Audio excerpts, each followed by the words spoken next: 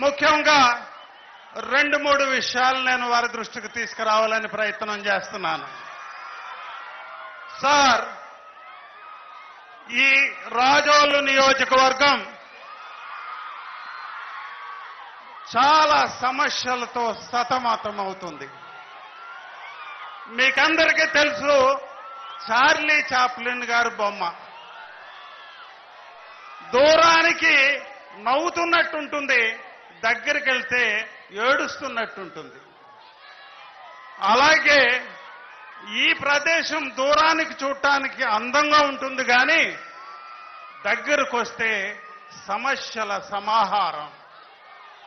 ముఖ్యంగా సార్, ప్రతి గ్రామంలో నీటి ఎద్దడి.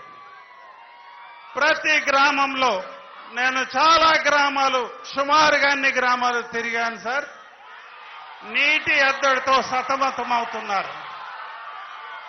అయితే ఇంత ఎద్దడికి ఎందుకు ఈ ప్రభుత్వం ఈ జనాన్ని గురి చేసిందో నాకు అర్థం కావటం లేదు.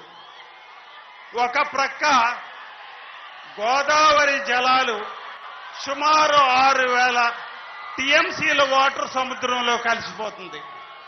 అంటే జలవనరులు సమృద్ధిగా ఉన్న ప్రదేశం. ఇంకొక పక్క డబ్బు జలజీవన్ మిషన్ అనే కేంద్ర ప్రభుత్వ నిధులు చాలా సమృద్ధిగా ఉన్నాయి. అయితే కేవలం రాష్ట్ర ప్రభుత్వం యొక్క నిర్లక్ష్యం. ఈ నిర్లక్ష్యం వల్ల ఇక్కడ జనం సతమతమవుతున్నారు సార్.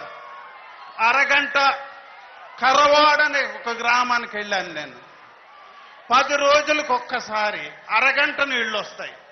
5 ట్యాపులు ఉన్నాయి. 3,000 మంది జనం ఎలాగా ఈ నీటితో ఇక్కడ జనం బతుకుతారు? సార్, తప్పనిసరిగా ఈ విషయాన్ని మన సంకీర్ణ ప్రభుత్వం మీ హయాంలో ఈ ప్రాబ్లం సాల్వ్ చేయాల్సిన అవసరం ఉంది సార్. అలాగే ఇక్కడ ఏ సమస్యనా ఇలాగే ఉంది. ఏటికట్ల పరిస్థితి బాగాలేదు, రోడ్ల పరిస్థితి బాగాలేదు, కాలువల పరిస్థితి బాగాలేదు. అలాగే సార్, ఏ కాలువ కూడా కిందకు పారట్లేదు. ఒక పక్క వరి తగ్గిపోతుంది పంట, ఇంకొక పక్క కొబ్బరి నాశనం అయిపోతుంది. డ్రైనేజీల సమస్య మరీ ముఖ్యంగా మీ దృష్టికి తీసుకురావాలి. ఈరోజు డ్రైనేజీలు వెనక్కి వచ్చేస్తా ఉన్నాయి. కొబ్బరి అంతా కూడా నాశనం అయిపోతుంది, కొబ్బరి పంట. దీనికి ప్రభుత్వం ఎలాంటి ఉలుకు పలుకు లేని పరిస్థితి సార్ ఈరోజు. ఇదే కాకుండా ఎస్సీ బీసీలు అనేవాళ్ళు మన ప్రభుత్వానికి 2 కళ్ళు లాంటి వారు సార్. ఎస్సీ బీసీల విషయంలో 9 సాధికార సంఘాలను మేము ఐడెంటిఫై చేశాం. వీరందరూ కూడా 30వ తారీఖున మేము వీరందరినీ కూడా కలుస్తూ ఉన్నాం. బీసీలందరినీ కూడా సాధికారతకు సమాయత్తం చేస్తూ ఉన్నాం. ఈ 30వ తారీఖు మీటింగ్లో బీసీలందరూ కలిసి ఒక తాటిపైకి వచ్చి మన కూటమికి వీరందరూ కూడా తప్పనిసరిగా ఓటేసేందుకు ముందుకు వస్తూ ఉన్నారు సార్. రెండో ప్రక్క చూసినట్టయితే ఎస్సీ సామాజిక వర్గం. ఈ ఎస్సీ సామాజిక వర్గం ముఖ్యంగా జగన్మోహన్ రెడ్డి గారి ప్రభుత్వం మోసం చేస్తూ ఉంది. 19% జనాభా ప్రకారం ఉండాల్సింది ఉండగా 12% ఇచ్చారు సార్ వాళ్ళు సప్లాన్ ప్రకారం. 7% మోసం చేశారు గత 5 సంవత్సరాలుగా. అలాగే 1,25,000 కోట్ల రూపాయలు సప్లాన్ ఇవ్వాల్సింది ఉండగా 1 పైసా కూడా రిలీజ్ చేయలేని ప్రభుత్వం ఇది. ఇది ఎస్సీలను మోసం చేయటం కాదా? విదేశీ విద్య పరిస్థితి ఏమిటి? 200 మంది పిల్లలు గుంటూరులో ఆగిపోయారు.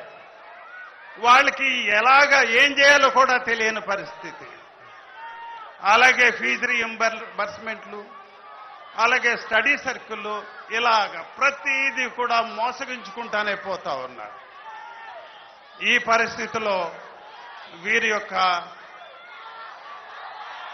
అభివృద్ధికి కానీ సంక్షేమానికి కానీ మన రాబోయే ప్రభుత్వం తప్పనిసరిగా పెద్దపీట వేయాలని నేను కోరుకుంటా ఉన్నాను సార్. మా నియోజకవర్గంలో జరిగే ఉన్న సమస్యల్ని తప్పనిసరిగా పెద్ద దృష్టితో సఫిషియెంట్ నిధులు రిలీజ్ చేసి పెద్దపీట వేస్తారని చెప్పి మరొకసారి కోరుకుంటూ సెలవు తీసుకుంటున్నాను సార్. Thank you. సుమన్ టీవీలో మీ పర్సనల్ అండ్ బిజినెస్ ప్రమోషన్స్ కోసం కింది నెంబర్కి కాంటాక్ట్ చేయండి.